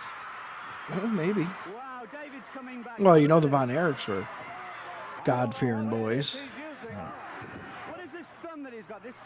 Dave's in a bad way here, dude. I don't know. He's not looking good. Yeah, it might be spelling some disaster here. I don't know if in any of the other shows I've watched where David's been on it that I've ever really noticed how good he is. Well, because he's been in a lot of multi-man matches that That's true. Well, he won the 6-man with the Freebirds, one of the first cards he was in. Right. And I gotta think that he was probably in a tag match or something the last couple that you've seen. Well, I think he was teaming. Oh, he was teaming with somebody. Oh, his brother. Oh no, was it a tag with on the Fritz Memorial thing? No, he was not on the. Oh yes, he was. It was him and Kevin versus Kabuki and Magic Dragon. That's right. Yeah, that was like his first super card back.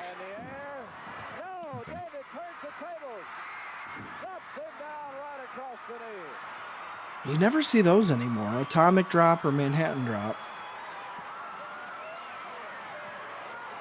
Who took the best Atomic Drop of all time? You know this, Bob. Rick Rude. Rick friggin' Rude did. Absolutely. Every time I'd see him do that as a kid, I'd be like, that has to hurt your testicles. I was like, that is one puckered lips with the arms behind his, and he'd be walking like he was turtling. Like, oh no, I can't have this come out of my butt. He'd be so good. Sting would do it. He'd be walking around like, oh my god, and he'd just get decked by a close. Dude, yeah. There used to be a Twitter account for Rick Rude. Oh, Rick Rude's Tom. Yeah. And I think that he used every single televised Atomic Drop. I'm sure. Yeah, I'm sure he'd even be. I remember that account would be like, if you have Rick Rude taking Atomic Drop, pass it along. Yeah. Uh-oh, we got a face-off here at the commentary desk. Chris Adams and Terry Gordy are arguing. Adams realizes that microphone's not a house mic, right? I don't know if he notices that or not. Because the only people that are hearing that is the TV audience. Yeah.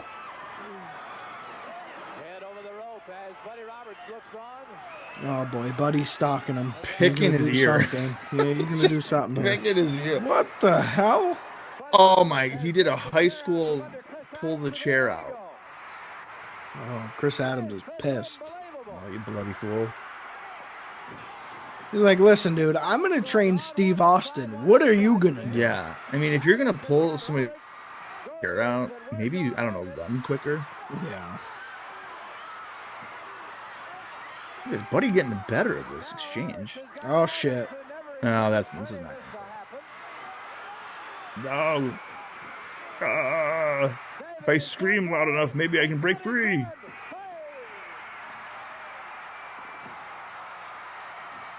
And a distraction finish. Dude. You're not kidding about this Booker. Let me tell you. Holy mackerel. Hence why Chris Adams had to come and do guest commentary and Johnny Mandela to be taken off commentary.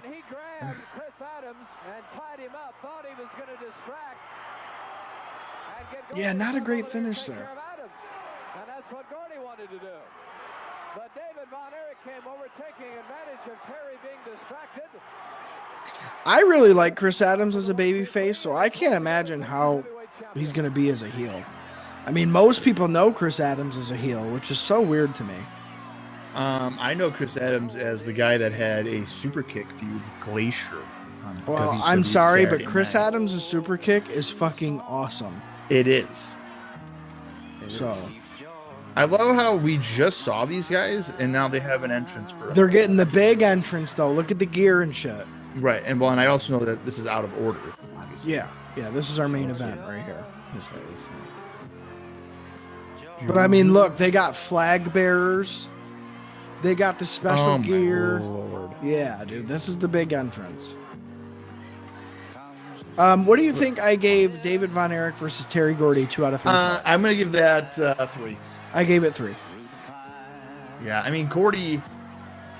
I mean the finish killed it for me. I probably would have gave it a little bit more had it had a decent finish. Stupid with the freaking up on the apron roll up. Well, you know what I mean. It's like, come on, that sucks.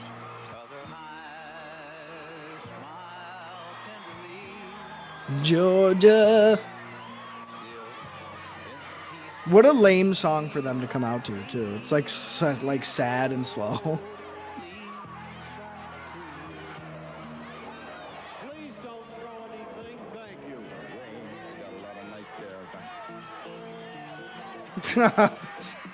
These don't throw anything thank you as they're doing their grand entrance. Yeah.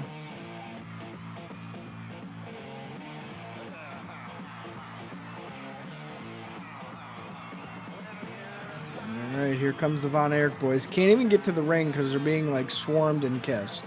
They're just being mobbed. The police has to drag them through the crowd.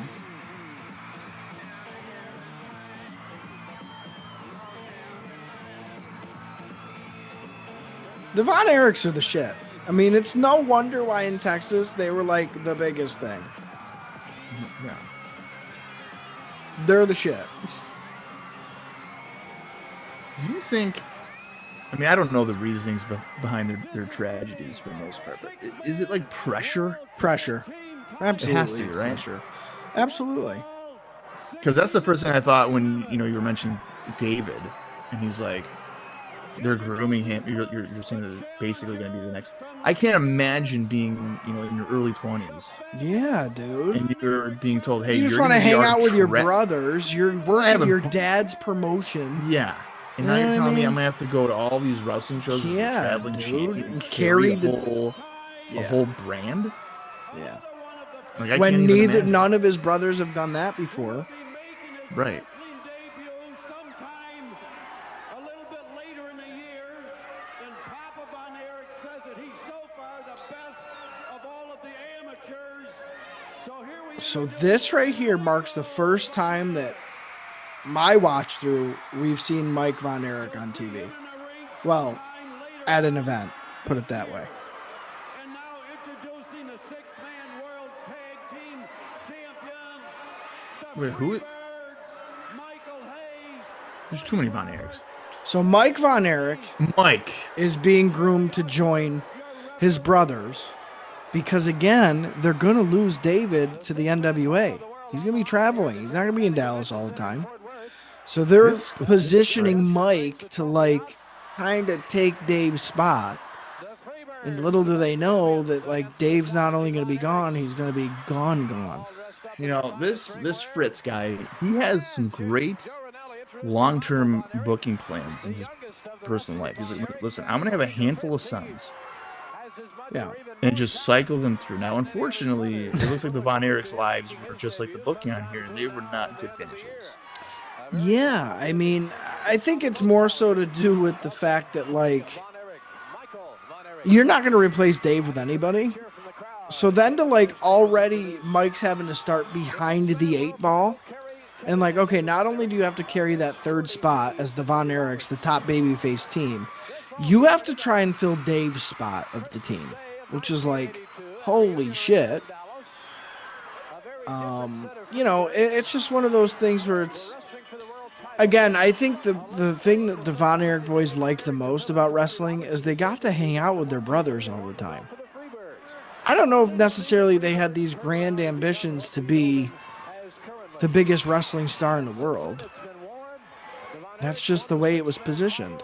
And it's really no different if you think other territories with father-sons or, family members where either the owner of the promotion's the champ or their son is, or, it's a safety thing. Like, at least I can count on them to be there, to not screw me, to not steal the belt, blah, blah, blah. So I think in this context, at this time in the territory days, it makes sense. I mean, I would do the same thing. Yeah, of course. I wish the WWF would have gotten the Von Erich, at least Kevin and Kerry together as a tag team. If my kids did screw me over, I would just kick them out of the house. Yeah, not book them. Yeah. You got to go get a real job, buddy. Go work in Memphis where you're making $40 a week. Yeah. Good luck. Oof. It was a head scissors. Terry Gordy just said, nah, fuck that. I ain't taking it. David looks like he just got a cooler of water dumped over his head. Yeah. Well, it is Texas in September. It's probably hotter than fucking balls. Right, and he's already wrestled. Yeah. So remember, the gimmick with Roberts here is that supposedly the headgear's got like a metal plate in it. He's using it as like a weapon. I thought it was to keep his It is. bald head. That's why he started doing it. But like since then, the reason he's kept wearing it is because he's got like this. He's embarrassed, but also because he's like got it loaded with something. Yeah, but I feel like I'm not a fool. It looks like he fully has his hair. We don't know, Bob. Sometimes it's brown though, so I don't know. Here's the thing. Looking at the bottom of it looks like as if there's hair there. Like it's actually could be. I think we're getting worked. Unless there's some grand reveal where they take off the headgear and he is bald, which should be what they would do. You don't know, Bob. Long-term booking. We don't know what's under there. We don't know if it's real or not. He hasn't taken the headgear off. Yeah. Oof. Now it's Gordy trying to come in. Roberts leaves. Hayes around David.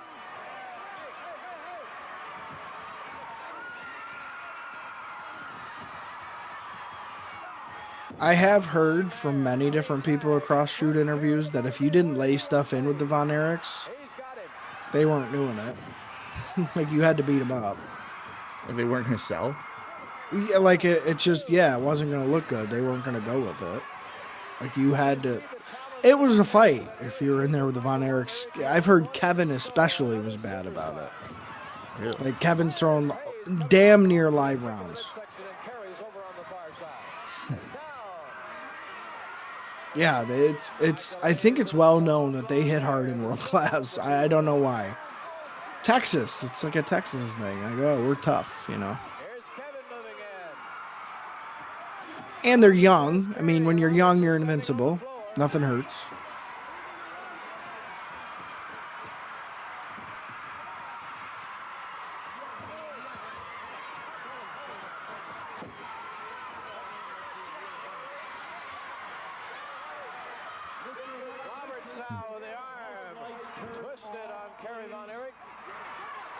As much as I feel like Buddy Roberts is the weakest member of the team, he's a perfect fit because he brings like that veteran, let me teach you and like help you guys get over as well as our opponents. But like I can be like the bumper guy that like will lose matches for us and shit. If he's your weakest, it's perfect. Link, you're doing pretty good. Yeah, it's perfect. Yeah. I think, I mean, I would take this as if I was, booking it, I'm protecting Gordy and Hayes as much as I can. Yes. Take all the falls. It doesn't matter. Yes. What in the world? Oof. Oh, okay. Yeah, he's been doing that lately. That back elbow kind of standing off the top. Off the top, yeah. I know DiBiase would go off the middle rope. Yeah. The top rope. These people are crazy. Oh, we didn't see the tag, so Kerry's no, he ran him into the headgear. Yep.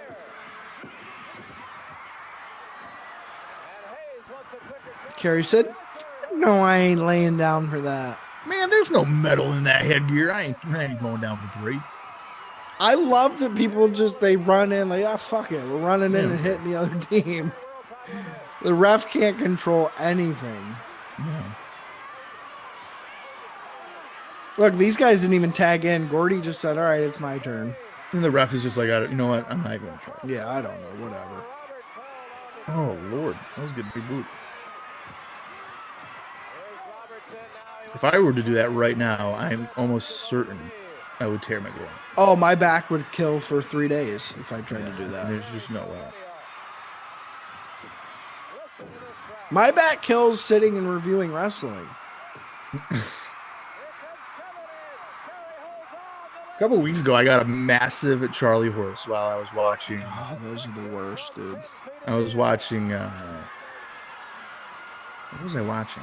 I was just something like an hour show. Like it was maybe Wild Side, might have been Wild Side. And I just got a massive Charlie horse, and I was like, you know what? I'm blaming Eddie Golden for this. Dude, yeah, one of the wrestlers. I was like, yeah, absolute jerk.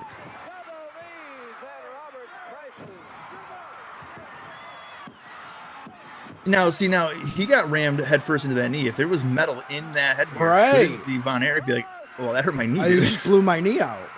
Right. The triple drop kick, the Oh my signature. God. That's what people want to see, baby. 3 of them. Yeah. The Rock and Roll Express are probably like. I mean, listen to this crowd, though, dude. They haven't stopped screaming since this match started.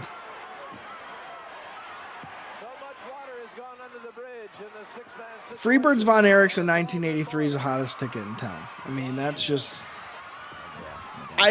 Not that I would really know offhand, but I can't think of anything else in 83 that's this hot as a feud. I mean, maybe Lawler was doing something in 83. Was that the Andy Kaufman shit? When was that? No, that might have been later. I don't know. No, that wasn't later. Yeah. Oh, you're talking about just in general, like territory? Yeah, I mean, this is... I don't know. I think this is it at the time as far as, like, biggest... Not WWF, but, like, for the NWA. I've never seen somebody in a body scissors take lift a butt bump. someone, never like that. Lift them up and then use their legs to slam them back down like that. Right. Oh my God, that's crazy. That's incredible. Kevin's a strong fucker, dude. Look at them legs. He's a football player. There you go, Gordy coming off the top. It looks like. Oh, Kerry's over there. There's that. Yeah, elbow right off the top, baby.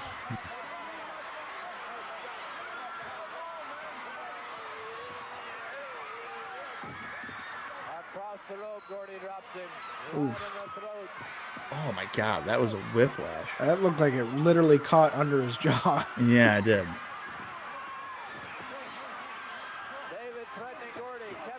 You know, one of the saddest things I think I've ever heard Kevin say, and he said some really sad shit about his brothers and stuff, but one of the things that always gets me is when I've heard him say, you know, wrestling stopped becoming fun because I'd be going to these shows and, like, I'd see my brother's handwritings on the top turnbuckles, like, hi, Kev, hi, Kerry, hi, Dave, and it's like, they're not here anymore.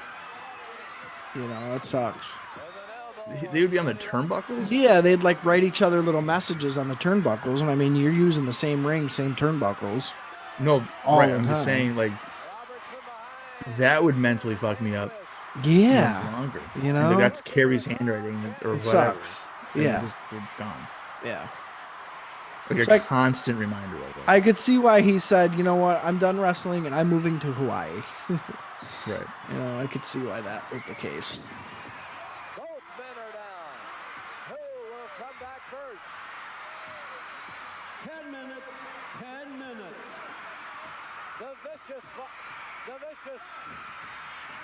Minutes.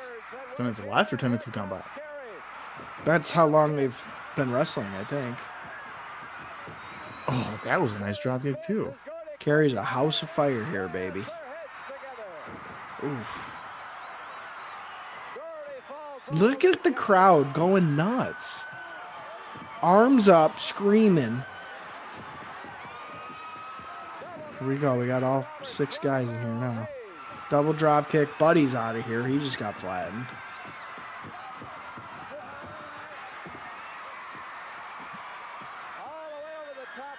We got a claw by Dave. Claw and Hayes, it looks like. Yeah. Gordy goes up and over.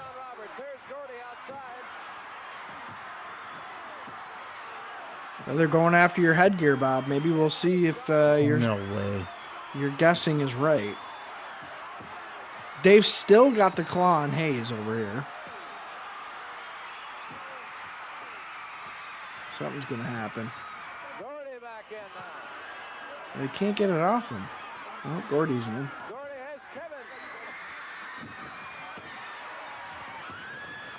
Over the top rope. Technically, that's a disqualification. I was going to say that DQ. Yeah. NWA rules, probably. Yep.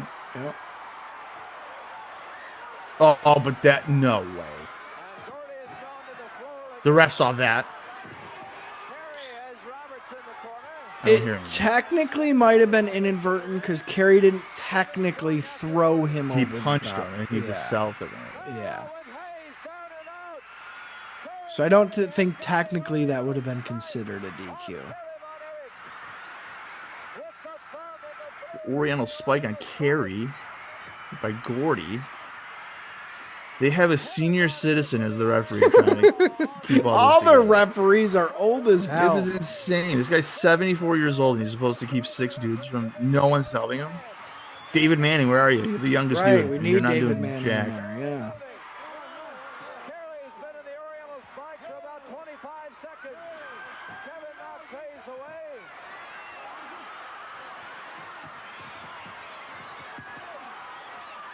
It's Kevin and Hayes. Kerry still It's just down. utter chaos going on here. To the floor goes I don't even know who the legal man is at this point. I have no idea what's even going on. Kerry is still out. He's thrown to the floor. Gordy Punches punched Kevin over the Kevin top. over. The Freebirds. Oh. Hayes pins Kerry after Kerry got put out with the Oriental spike. That's the Those first good bastards. That's the first like good finish of the whole show. Damn it. So they retain the strap here. Yeah, Well, the so that's trophy, yes. Yeah, the trophy. This is fine. This is perfect because the Von Erichs lost. But I'm not sitting here being like, I don't want to wanna ever watch see that again. yeah, it's like no, I want to see these guys get their ass kicked. I want to watch that every show. Yeah. Like they're gonna win one of these times. Like Right. we'll just run it back. Right. Well, so that's our second video, 2 of 2 here for this week's show. Bob, what do you think I gave our 6-man main event tag team match tonight? I mean, that was just complete chaos, and I enjoyed it. 3.5. I actually rated it higher than I believe most matches that I've watched in 83. That is a 4-star match, my friend. Yeah, so that was gonna be my. We got to finish. Everybody got to shine. Yeah. You get a little bit of the chaos at the end, and the heels walk away still the champs, and it has to be that way. So it's the right guys that go over, because you still want the Von Erichs chasing that damn trophy. Yeah. So yeah, I mean, in my estimation, if this isn't the highest rated match I have for 83 thus far, it's one of them. So it's definitely the highest rated Freebirds Von Erichs match that I've seen. Right. So yeah, I really enjoyed it. I thought the main event delivered, and really, I thought all of the matches we watched delivered more so than some of the other super cards that I think we've watched in 83. I mean, to not rate one match under 2.5 stars out of the 4, that's pretty good. That's pretty good. Yeah. So yeah, I liked this show, and especially for that local non-promoted Star Wars card. Like, they don't talk about this on TV. Hey, Labor Day Star Wars is coming up. This was a locally promoted show. Right. So yeah, no, I enjoyed it quite a bit. I wish we had the full show footage wise, but we got the meat and potatoes, and I guess maybe that's what they figured was probably the most important anyway.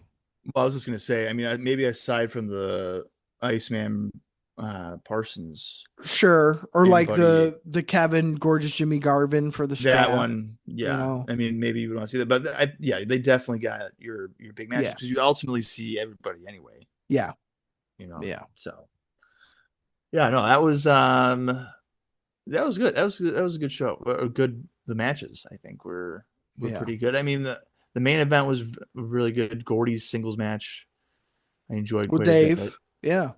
Yeah, with Dave. Oh, the 2 out of 3 falls there. Yeah. Yeah. I mean, that was good. I mean, the Brody Kamala, just fun brawling. It's like, to me, how I would picture that is like on your local show, you're going to get that one hardcore match. Yeah. Yeah. And that seems to be what that is. Right. Well, and the strap match was even fun. We were whipping the hell out of each other. Yeah. So yeah, I did. I really enjoyed this super card for what it was worth. I believe our next one now at this point is going to be quote unquote official Star Wars, Thanksgiving Star Wars. And I thought that was what we were going to be watching next time I talked to you.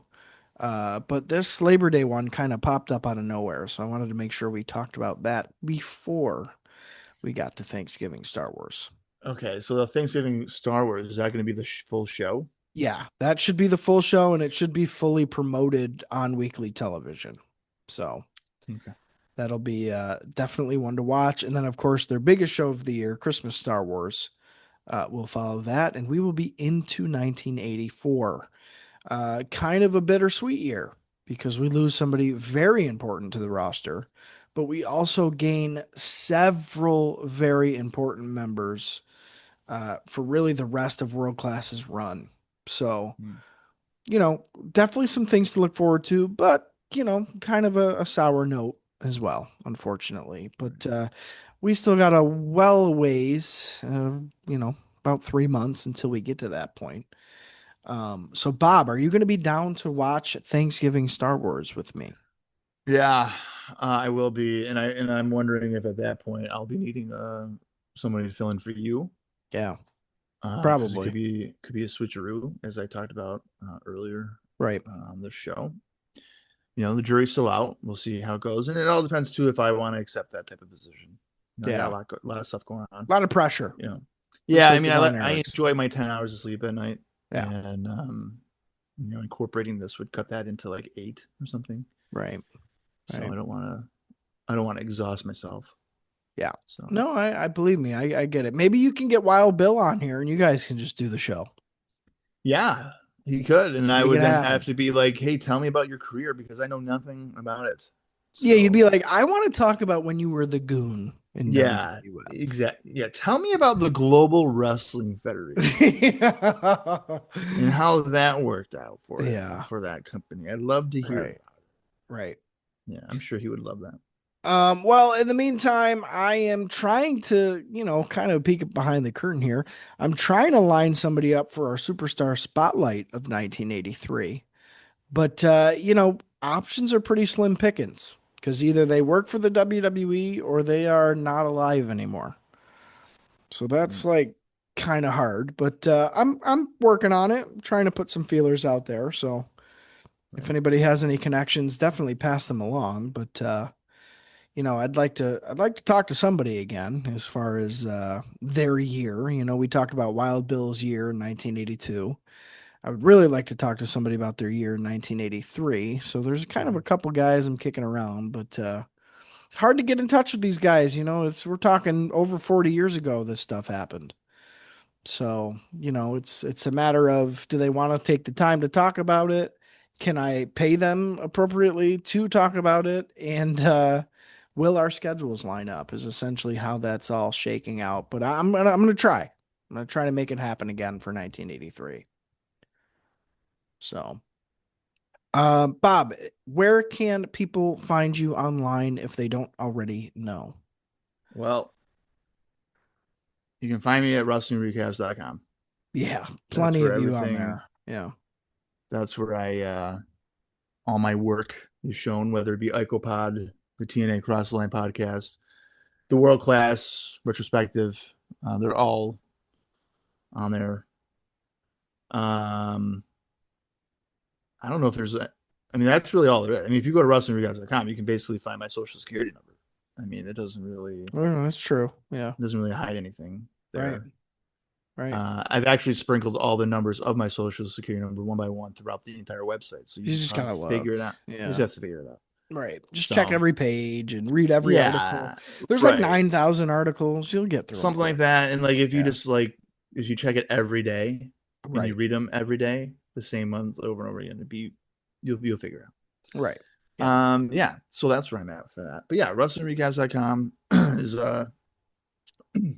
is where you can find me. Of course, Dallas and I are actively doing the TNA Cross the Line podcast. We're up to, well, as I'm talking to you, we are getting to Hard Justice 2008.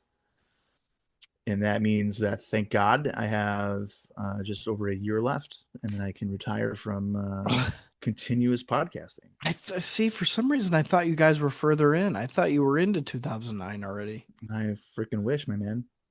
Because you're done in what, 2010? You're stopping it? Yeah. Well, so originally he had told me we'll watch the January 4th Impact because like that's when Hogan and Bischoff arrived. Sure.